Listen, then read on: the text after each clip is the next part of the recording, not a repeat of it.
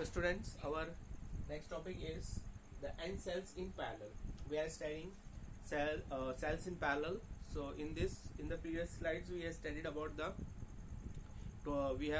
studied about the cells in parallel, and we have find the equivalent EMF find किया था, and then we have also find the equivalent resistance. Okay, now this is a case where n cells in parallel. If you have n number of cells in parallel of EMF E, okay, जिसका EMF कितना है E है और resistance कितना है R है, तो what will be the total current in this case? Now what will be the total resistance? Total resistance will be R plus R equivalent. What will be R equivalent? We know that if the resistance are connected in parallel, the equivalent resistance is 1 upon R equal to 1 upon R1 plus 1 upon R2, like this. So if you have the n resistance, so its resistance will be equal to R plus, ठीक है, यहाँ पे जो resistance होगा कितना हो जाएगा R by, तो यहाँ पे जो होगा resistance that will be equal to R by n. Okay,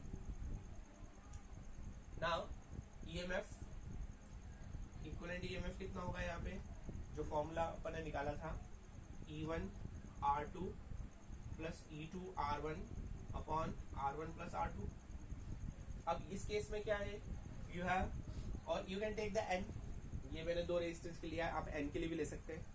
यहाँ पे E1 E2 जो है वो किसके बराबर है E के, उसी तरह से R1 R2 जो है वो किसके बराबर है R के.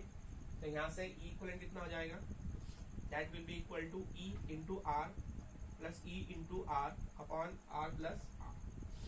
So that will be equal to 2ER upon 2R, 2 and 2 cancel, R and cancel, so E equivalent will be equal to E. So equivalent resistance आएगा किसके बराबर, E के बराबर. तो आपका total current, now we will calculate total current, I will be equal to E upon, this is the equivalent resistance E upon R plus this R by, ठीक है. यहाँ पे आपका आएगा E equal to E upon R plus R by N, और ये can write I is equal to N E upon N R plus R. So here the total current will come in this case in the parallel, it will be N E upon N R plus R. Now let us take the cases as we have taken in the series combination. First, if NR is much greater than R, यहाँ पे जो NR है, NR जो है वो यदि R से क्या हो जाए, काफी ज्यादा हो जाए, मतलब outside resistance is greater than the inside resistance, then what will happen, तो I कितना हो जाएगा NE upon NR, N cancel, तो that will be equal to current through single cell. तो एक सेल से जो करंट निकलेगा, वो करंट आपको इसमें इस केस में मिलेगा यदि आउटसाइड रेजिस्टेंस इनसाइड रेजिस्टेंस से बड़ा हो जाए. Now second, if NR is much less than R, यदि यहाँ पे NR R से कम हो जाए, तो यहाँ से क्या हो जाएगा I is equal to NE upon R.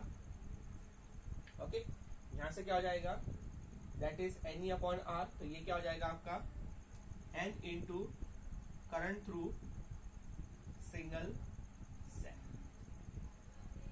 सो यहाँ पे आपका I हो जाएगा, that will be equal to N upon NE upon R. So N into E by R क्या होगा आपका करंट थ्रू सिंगल सेल, जो सिंगल सेल से आपका करंट निकल रहा है वो, तो N इंटू दिस.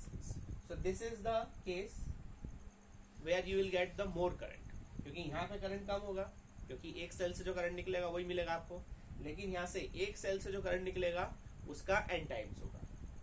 ओके, जैसे अगर आपके पास 10 सेल है और एक सेल से 2 एम्पियर करंट निकल रहा है, तो यहाँ आपको मिलेगा 20 एम्पियर करंट, और यहाँ आपको मिलेगा 2 ampere current. Okay, but practically if you see, this condition is very difficult or not possible, you can say, क्योंकि आउटसाइड रेजिस्टेंस जो होता है वो हमेशा इनसाइड रेजिस्टेंस से क्या होता है, ज्यादा होता है।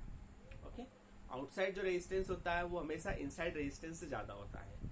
अगर आपको पैरेलल कॉम्बिनेशन में ज्यादा करंट चाहिए तो आपको इनसाइड रेजिस्टेंस क्या करना पड़ेगा, ज्यादा रखना पड़ेगा as compare to outside resistance, which is practically not possible. Okay, तो ये कंडीशन यहाँ पे पॉसिबल नहीं है, इसलिए ज्यादातर कमर्शियली जो है सीरीज कॉम्बिनेशन का ज्यादा यूज किया जाता है ना। Commercially series combination is more used as compare to the parallel combination. Okay, so we have studied the series and parallel combination of the cells. I hope you have understand this combination. Okay, thank you.